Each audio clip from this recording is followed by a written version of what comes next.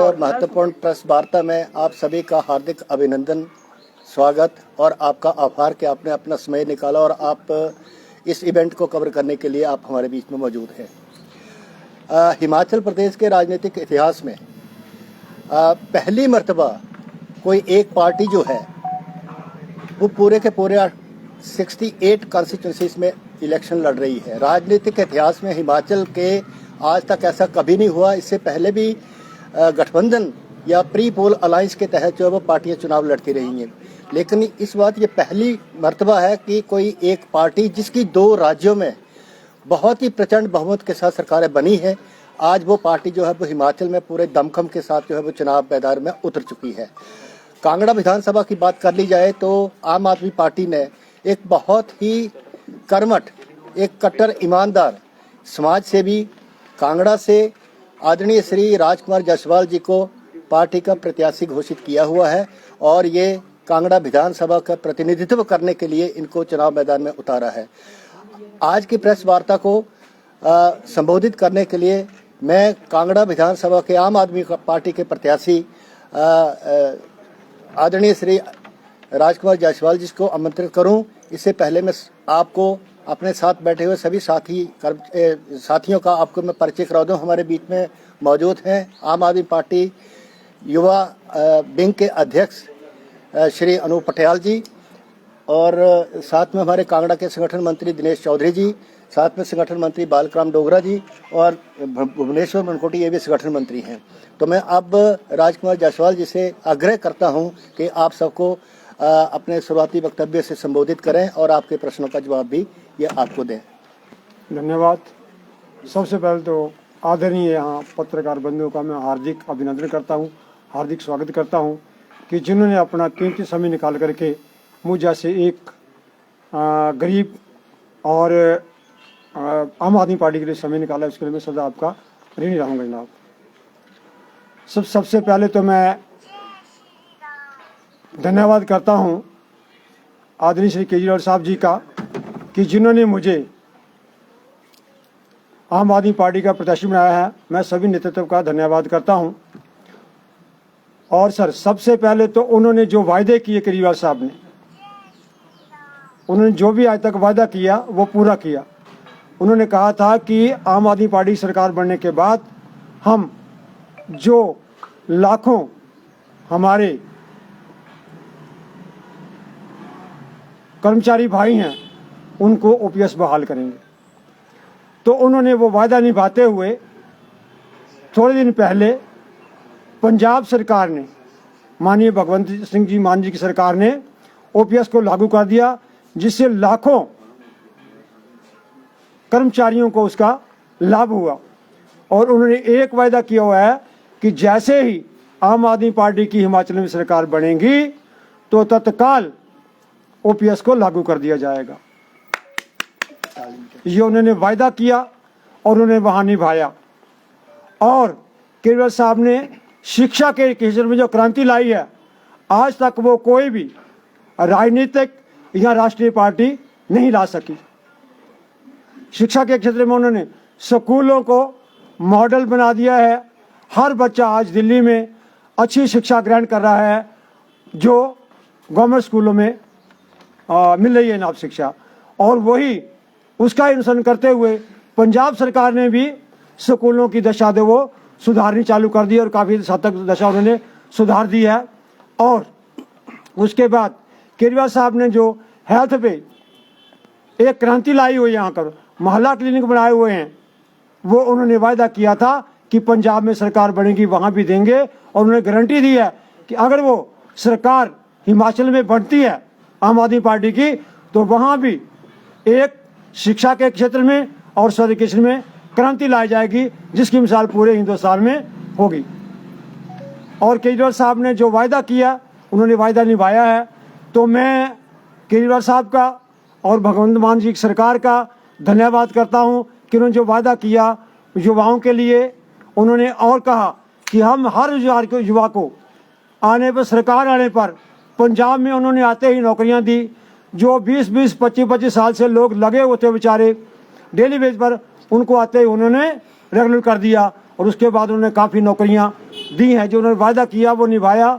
और उन्होंने एक बात और कही है कि हिमाचल प्रदेश के अंदर सरकार बनने कर हम हर युवा को रोजगार देंगे और नौकरी देंगे। अगर जब तक उस रोजगार युवा को हम नौकरी नहीं दे पाएंगे उस वक्त तक हर युवा को हम 3,000 रुपये महीने का बेरोजगारी भत्ता देंगे जनाब। तो ये वो कहते हैं केजरीवाल साहब जो करके बताते हैं। इन पार्टियों ने आज तक हमेशा कहा है, वायदे किए हैं, लेकिन अपनी पार्टियां अपने वायदे पर खरे उतरे नहीं उतरे हैं। आज से 2012 में कांग्रेस की सरकार बनी, तभी हमारे मुलाजिम भाई इनके आगे रोते रहे, अपनी फरियाद करते रहे, लेकिन इन्होंने उनकी एक नहीं सुनी और इन्होंने यूपीएस को बहाल नहीं किया। और उसके बाद 2017 से लेकर अब 2022 तक बीजेपी की सरकार है, वो भी झूठे लारे लगाती रही कर्मचारी भाइयों को कि यूपीएस, उन्होंने वो रोते रहे, गिड़गिड़ाते रहे, फरियादें करते रहे, आंदोलन करते रहे, लेकिन दौरान आंदोलन में उन पर लाठियां चलाई गई, उन पर बौछारें की गई, उन पर केस दर्ज किए गए। तो ये कहाँ का न्याय है? तो केजरीवाल साहब ने जो ओपीएस बहाल की है माननीय भगवंत सिंह मान जी की सरकार ने, तो मैं आपके साथ वायदा करता हूं, मैं इस मंच से आपके माध्यम से पूरे हिमाचल के जितने भी मुलाजिम भाई हैं उनको ये संदेश देना चाहता हूं कि जैसे ही हिमाचल प्रदेश में आम आदमी पार्टी की सरकार बनेगी तो आपको तत्काल प्रभाव से ओपीएस जो है आपकी बहाल कर दी जाएगी जनाब। और जो आज फैसिलिटी, जो आज सुविधा दिल्ली सरकार में लोगों को मिल रही है स्वास्थ्य के क्षेत्र में, शिक्षा के क्षेत्र में, और जो आदरणीय भगवंत मान जी की सरकार जो दे रही है वो यहाँ भी उनको दी जाएगी। ये केजरीवाल साहब का एक गारंटी है और वायदा है। धन्यवाद, जय हिंद। अगर कोई आप सवाल पूछना चाहते हैं तो भाई साहब।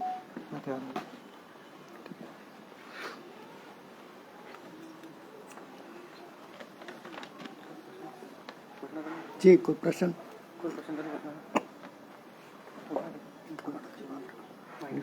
सर, कितने लोगों की टीम जो है अभी तक आपके साथ कांगड़ा में जुड़ चुकी है और आपका जो अभियान है किस स्तर तक पहुंच चुका है? कितनी पंचायतें आप घूम चुके हैं? आने वाले दिनों में कोई स्टार प्रचारक आपका यहाँ आ रहा है पार्टी की तरफ से? सर, ऐसा है, हमें जब से पार्टी ने आदेश किया हुआ है कि आप हर गांव में जाएंगे, हमने हर गांव में हमने जन संवाद किए हैं और लोगों को उसके बारे में हमने बताया है, नीति के बारे में बताया है। हमारा मेन मुद्दा ये था कि हर गांव में जाना, हर आदमी के साथ रहना, और लोगों ने खुशी खुशी 8,000 से ऊपर जो है वो आम आदमी पार्टी की सदस्य ग्रहण किया। अपने मोबाइल से उन्होंने फ़ोन किए और अपनी सदस्य जो है ग्रहण किए जनाब। और लोगों को यह आश्वासन दिया गया है कि उन्हें जो आज तक सुविधाएं नहीं मिली हैं वो सुविधाएं उन्हें प्रदान की जाएंगी। बेरोजगार युवाओं को रोजगार दिया जाएगा, उनके लिए रोजगार के जो यहाँ पर है यहाँ पे पैदा किए जाएंगे, इंडस्ट्री लाई जाएगी, ताकि हमारे बेरोजगार युवाओं को दर दर ना भटकना पड़े। आज तक जो यहाँ पर हमारे जितने भी राजनेता हुए हैं उन्होंने सिर्फ हमें झूठे प्रलोभन दिए हैं। मैं काजल जी से पूछना चाहता हूँ, माने हमारे विधायक रहे हैं 10 साल से, जब वो विधायक बने थे तो उन्होंने बोला था कि 5,000 युवाओं को रोजगार दूंगा, नौकरियां दूंगा, लेकिन वो बताएं कि किन 5,000 युवाओं को उन्होंने नौकरियां दी हैं, किन को नौकरियां दी हैं वो बताएं जनाब। वो अपने स्वार्थ के लिए पहले वो इंडिपेंडेंट लड़े, उसके बाद कांग्रेस में गए, कांग्रेस के बाद वो उसके बाद हटकर फिर बीजेपी में चले गए, क्योंकि अपने स्वार्थ के लिए गए। उनको पता कि मैं कोई काम तो कर नहीं पाता, लोगों को प्रलोभन देता हूँ, लोगों को झूठे वादे करता हूँ। तो हम हर गांव में गए हैं, हर गांव में अच्छा रिस्पॉन्स है। हर गांव के लोग चाहते हैं, हर युवा, हर महिला, हर लोग ये चाहते हैं कि आम आदमी पार्टी की सरकार बने। जो लोगों को फैसिलिटी पंजाब में और दिल्ली में मिल रही है वो लोगों को मिलनी चाहिए। लोगों में बदलाव की लहर है। आम आदमी पार्टी की सरकार बनती है तो कितने लोगों को? आम आदमी पार्टी का महिलाओं के लिए क्या आपका, उनके लिए क्या करेंगे आप? सर, सबसे पहले तो हमारे माननीय श्री केजरीवाल साहब ने गारंटी दी है कि जो महिलाएं हमारी आदरणीय हैं, वंदनीय हैं, उनके लिए उन्होंने आते ही सरकार ने 1,000 रुपया महीना जो महिलाएं 18 साल से ऊपर होंगी और टिल लाइफ तक उसको 1,000 रुपया महीना सम्मान निधि दी जाएगी। और सरकार आते ही महिलाओं के लिए हर बस में सफर फ्री किया जाएगा। सर, हिमाचल में पहले कई लोगों ने आम पार्टी ज्वाइन की और बाद में उन्होंने छोड़ दी, उसका क्या कारण रहे? सर, ऐसा है, जो आदमी आम आदमी पार्टी में आए थे वो स्वार्थ सिद्धि के लिए आए थे। वो किस कारण से आए थे? क्योंकि दूसरी पार्टी से वो शिफ्ट होकर आए थे जनाब, ठीक है नहीं? तो उसके बाद वो वापस चले गए। किन मुद्दों पर आप कांगड़ा विधानसभा क्षेत्र से चुनाव लड़ रहे हैं? ऐसा है, हमारे पास बहुत मुद्दे हैं। कांगड़ा में कौन सी चीज़ आज बताया जाए, कितने राजनेता रहे हैं कि किस राजनेता ने आज तक यहाँ कोई इंडस्ट्री आई है, कोई बड़ा प्रोजेक्ट आया है? कुछ भी नहीं आया है। और रोड का बहुत बुरा हाल है। शहर में कोई ऐसी वो नहीं है। शहर में जो सिविल व्यवस्था का उसका बहुत बुरा हाल है। आम आदमी पार्टी की सरकार आती है तो हम भरसक प्रयास करेंगे और हम वायदा करते हैं कि आम आदमी पार्टी की सरकार बनने पर, हिमाचल में बनती है सरकार, तो यहाँ हम इंडस्ट्री भी लेके आएंगे, उसमें रोजगारी बढ़ेंगे, पर्यटन के रोजगार बढ़ेंगे, लोगों को रोजगार मिलेगा, युवाओं को रोजगार मिलेगा, युवाओं को दर दर नहीं भटकना पड़ेगा, यहाँ से लेकर बद्दी नहीं जाना पड़ेगा 8-10 हज़ार रुपये के लिए। युवाओं को रोजगार कांगड़ा के अंदर ही मिलेगा। राजकुमार जी, ये सड़कों पे आवारा पशु घूम रहे हैं, जी दुनिया आवाजार है जी, दुर्घटनाएं हो रही हैं, हाँ जी, हाँ जी, बहुत बुरा हाल है जी, तो इसके बारे में प्लान है कोई आपका? जी हाँ, इसके बारे में पूरा प्लान है जनाब। हमारी सरकार आती है तो उनके लिए गौशालाएं बनाई जाएंगी, उनका व्यवस्था की जाएगी। और उन्होंने बोला कि हर पशुपालक को भी हम उसकी सहायता करेंगे ताकि हर पशु को पालने वो हर पशुपालक को 40 रुपये हर रोज के हिसाब से हमारी सरकार देगी, ताकि वो पशु जो आवारा घूम रहे हैं वो आवारा ना घूमें, लोग उन पशुओं को आवारा ना छोड़ें जो अपने फाइनेंशियली अभाव से जो है वो पशुओं को छोड़े हैं जनाब। सर, आपने 1,000 रुपए देने की बात की है, आपकी सरकार बनती है, हाँ जी। वैसे ही देश कर्जे में, तो अब ये फंडिंग कहाँ से होगी? सर, ऐसा ना, उसके लिए फंडिंग के लिए बहुत है। जहां पर इन लोगों की सोच खत्म होती है, जहां पर इन लोगों की सोच खत्म होती है, वहां से हमारे माननीय केजरीवाल साहब की सोच चालू होती है जनाब। राजकुमार जी, शिक्षा और स्वास्थ्य पे लगातार आप लोग जो है वो आघात करते रहे हैं। हिमाचल में आप किस तरह की शिक्षा और स्वास्थ्य जो है वो जनता को देना चाहते हैं? क्या आपको नहीं लगता, क्योंकि सरकारें जो मौजूदा रही हैं, विपक्ष है, वो कहते हैं कि हमने इतना सशक्त बना दिया है ये ढांचा, ये और कुछ इसमें ज़्यादा करने की ज़रूरत नहीं है, बस ये है कि थोड़ा सा बहुत इम्प्लीमेंटेशन किया जाए? ऐसा है सर, ये बताएं, आप लोग सभी जानते हैं इस बात का। आज आप जाओ हॉस्पिटल में जाओ तो वहां जाते ही बोलते हैं कि बस इसको टांडा रेफर कर दिया। टांडा में लोग जाते हैं, वहां हजारों की तादाद में भीड़ रहती है। एक आदमी को चेकअप कराने के लिए 2 से 3 दिन का 4 दिन का टाइम भी लग जाता है। और जब भी लोग वहां जाते हैं तो उनको बोला जाता है कि बाहर जाके टेस्ट करवा के आओ, और लोगों को 3-3, 4 दिन टेस्ट के लिए लग जाते हैं। और ये तो इनकी स्वास्थ्य जो सुविधा है जनाब वाली, ये बड़े बड़े वायदे करते हैं कि हमने वो ये किया वो किया। लोगों से इन्होंने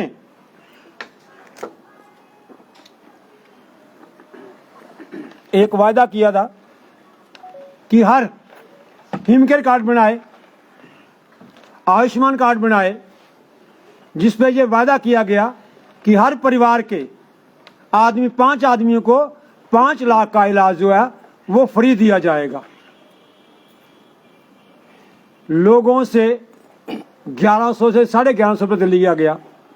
उन्होंने बोला कि अगर 6ठा आदमी आएगा तो उसके लिए कार्ड अलग से बनेगा। आज तक ये बताएं कि लोगों को उसकी कितनी सुविधा दी गई। जब भी लोग हॉस्पिटल में जाते हैं तो बोलते हैं कि जब तक आप एडमिट नहीं होंगे तो ये कार्ड नहीं चलेगा। ये लोगों की शिकायत है। तो ये क्या स्वास्थ्य दे सकते हैं आप जाओ दिल्ली के अंदर जाओ, आप पंजाब के अंदर जाओ, मोहल्ला क्लिनिक बने हुए हैं, सैकड़ों तादाद में लोग जाकर के अपना वो चेकअप करवाते हैं, बेनिफिट लेते हैं, फ्री में है, किसी को कोई पैसा नहीं लिया जाता। मैं राजकुमार जी की इजाज़त से इस बात में जोड़ना चाहूँगा। स्वास्थ्य की आपने बात की है। अभी हाल ही में बहुप्रचारित कांगड़ा सिविल हॉस्पिटल नागरिक अस्पताल जो है इसका उन्नयन किया गया है। आप सबने कवर किया होगा कि 100 बिस्तर का बेड इसको घोषित किया गया है। अगर आप अधिसूचना देखेंगे तो उसमें केवल एक मेडिकल ऑफिसर की अपॉइंटमेंट की है। मेरा सवाल है यहाँ से, क्या एक मेडिकल ऑफिसर या एक डॉक्टर की पोस्ट दे देने से क्या वो अस्पताल 100 बिस्तर का हो जाता है? व्यवस्था का प्रश्न मैं यहाँ से उठा रहा हूँ। दूसरी बात, एक और आपके ध्यान में मैं लाना चाहूँगा, इन दोनों पार्टियों की, रिवायती पार्टी की कांग्रेस हो या भाजपा हो, इनकी जो मिली भगत है आपस में, जो इनकी सेटिंग है, इसका मैं उदाहरण देना चाहूँगा। 4 महीने पहले 2 आज़ाद उम्मीदवार भाजपा में चले गए। तो आपको याद होगा कि प्रतिपक्ष के नेता श्री मुकेश अग्निहोत्री ने विपिन परमार जी जो विधानसभा अध्यक्ष है उनको पत्र लिखा था कि इनकी सदस्यता रद्द की जाए, क्योंकि कोई भी आदमी जो है वो दूसरे दल में नहीं जा सकता, उसकी विधायकी जो है वो खत्म हो जाती है। उसके ऊपर कोई एक्शन नहीं लिया गया क्योंकि वो भाजपा में गए थे। अब 2 महीने पहले हमारे कांग्रेस के विधायक जो है वो भाजपा में चले गए। आज की तारीख में ये चारों विधायक जो है, ये सभी जो है, कौन एक्शन लेगा इनके ऊपर? विधानसभा सचिवालय लेगा एक्शन। अब ये कहेंगे कि हमारे पास किसी ने शिकायत नहीं की है, तो एक राजनीतिक शुचिता होती है, राजनीतिक स्वच्छता होती है, राजनीतिक ईमानदारी होती है, राजनीतिक संवैधानिक नैतिकता होती है, वो कहाँ इन लोगों की चली गई है? आज की तारीख में भी ये लोग जो है वो अगर शिलान्यास कर रहे हैं तो उसमें अपना नाम विधायक का लिख रहे हैं, जबकि तकनीकी रूप से आज की तारीख में वो विधायक नहीं है। तो मेरा आपसे भी आग्रह रहेगा कि उस विधायक को पूछा जाए कि क्या आप विधायक हैं आज की तारीख में? क्यों उन्होंने फट्टे लगाए हुए वहाँ पे जाके, कि उन्होंने जो शिलान्यास किया, उद्घाटन किया, वो उन्होंने विधायक का नाम लिखा हुआ है। आप अपने नाम से कर दो, हमें कोई आपत्ति नहीं है, लेकिन विधायक नहीं लिखा जाना चाहिए। तकनीकी रूप से वो आज की तारीख में विधायक नहीं है, या तो वो बताए वो किस पार्टी से। और इसमें अहम बात बड़ी है कि जो विधायक को पगार, उनके वेतन, उनके भत्ते आज भी वो ले रहे हैं। इस विधानसभा का कार्यकाल जो 8 जनवरी को खत्म हो रहा है, तो ये 4-5 महीनों का जो वेतन और भत्ते ले रहे हैं, वित्तीय जो लाभ ले रहे हैं, इसके ये हकदार नहीं है ये, लेकिन फिर भी ये ले रहे हैं। एक टैक्स पेयर का पैसे की चीज सरेआम चोरी हो रही है। मैं राजनीतिक लूट इसको कहूंगा। बहुत बहुत धन्यवाद आप। इतिहास गवाह रहा है कि हिमाचल प्रदेश में कांग्रेस और बीजेपी का राज रहा है, और क्या मानते हैं आप कि किन मुद्दों पर आम आदमी पार्टी जो है चुनाव लड़ रही है और किन मुद्दों पर चुनाव लड़ेगी, ताकि जो वर्तमान सरकार है उनमें उनका दावा किया जा रहा है कि इस बार सरकार नहीं रिवाज बदलेगी? उसके बारे में क्या कहना चाहेंगे? ऐसा है, रिवाज बदलने की बात बताऊँ आपको ना, ये बोलते हैं रिवाज बदलेगा, तो ये सच्ची बात बोल रहे हैं कि रिवाज आम आदमी पार्टी है कि रिवाज बदलने के लिए। जो उनका ये था कि एक बार आपकी बारी, एक बार मेरी बारी, एक बार आपकी बारी, एक बार मेरी बारी, अब ना उनकी बारी रहेगी ना उनकी बारी रहेगी। वो बोले कि रिवाज बदलेगा, आम आदमी पार्टी है वो उनका रिवाज बदल देगी। तो हमारे पास मुद्दे हैं। सबसे बड़ा मुद्दा हमारे पास बेरोजगारी का। जो हमारा युवा बेरोजगार है उसे रोजगार देंगे। जो हमारा यहाँ पर व्यवस्था है उसे ठीक किया जाएगा। शहर का देखा जाए तो बहुत बुरा हाल है। आदरणीय हमारे माननीय वरिष्ठ पत्रकार वालिया जी यहाँ मौजूद हैं। उन्होंने कई बार मैं उनका लेख पढ़ता हूँ, पेपर में दिया होता है कि ये व्यवस्था यहाँ पर नहीं है। इनके कहने के अनुसार भी, बोलने के अनुसार भी वो व्यवस्था यहाँ वो उसको दुरुस्त नहीं कर पाते, वो व्यवस्था नहीं कर पाते। सर मुकाबला किससे है, कांग्रेस से या भाजपा से? हमारा की मुकाबला किससे नहीं है जी, ये तो बहाना दो नहीं। आम आदमी है, हम सभी आम आदमी है, आप सभी आम आदमी हो। आम आदमी ही इलेक्शन लड़ रहा है, ये राजकुमार का इलेक्शन नहीं है, ये आम आदमी का इलेक्शन है। आप सभी आम आदमी में आते हैं, तो आम आदमी इलेक्शन लड़ेगा। आम आदमी के इलेक्शन लड़ने से इनको बाहर किया जाएगा। तो लोगों का ये मत है कि हम इनको, अब जो इनका मैच होता था ना, एक बार वो जीता, एक बार वो जीता, एक बार वो जीता, एक बार वो जीता, तो उनका वो है ना, तो खत्म हो जाएगा उनका मैच ना। ठीक है राजकुमार जी, आपने कहा कि आम आदमी का चुनाव है। हाँ जी। पिछले दिनों से एक टिकट के जो चाहवान थे वो अब आपके साथ नजर नहीं आ रहे, कहीं फूट का? नहीं, कोई ऐसी बात नहीं है जी। गौरव कथूरिया, आज आपने गौरव चौधरी हमारे साथ आज नहीं आ पाए, वो फील्ड में है। रोहित जी आज फील्ड में है, उनका फोन आया था कि हम फील्ड में है। हमारी पूरी टीम एकजुट होकर चली हुई है और एकजुटता के साथ हम इलेक्शन लड़ेंगे। इलेक्शन लड़ने जनाब, हमारे में किसी प्रकार की कोई फूट नहीं है। आम आदमी पार्टी की क्या क्या प्राथमिकता रहेंगी कांगड़ा विधानसभा को लेकर आगामी चुनाव में? शिक्षा स्वास्थ्य शिक्षा, स्वास्थ्य, रोजगार। आपने महंगाई का नहीं बोला। जी सर। महंगाई बड़ी है। हाँ जी महंगाई बारे क्या है? सर, महंगाई बारे तो अंकुश लगाया जाएगा। जो तो आज सरकार आती है ना, तो हमारा ये रहेगा कि जितने भी हम महंगाई कम कर पाएं उतनी कम करेंगे जनाब। तब महंगाई आपकी कम भी हो जाएगी, आपको उसका लाभ भी मिलेगा जनाब। अब एक बच्चा पढ़ाने के लिए हमें 2 से 3 हज़ार रुपया खर्च करना पड़ता है प्राइवेट स्कूल में। अगर वही शिक्षा आपके बच्चे को गवर्नमेंट स्कूल में मिलेगी, फ्री मिलेगी, तो वो आपकी हेल्प हुई। अगर एक आदमी गरीब बुजुर्ग आदमी है, उसके इलाज पे लाखों रुपया खर्च हो रहा है महीने का, हज़ारों रुपये महीने का खर्च होता है। अगर उस आदमी को, उस बुजुर्ग को, उस बीमार व्यक्ति को, उस महिला को, उस बहन को, उस भाई को अगर स्वास्थ्य सुविधा फ्री मिलेगी, कोई पैसा नहीं लगेगा, तो वो भी उसकी हेल्प हो जाएगी।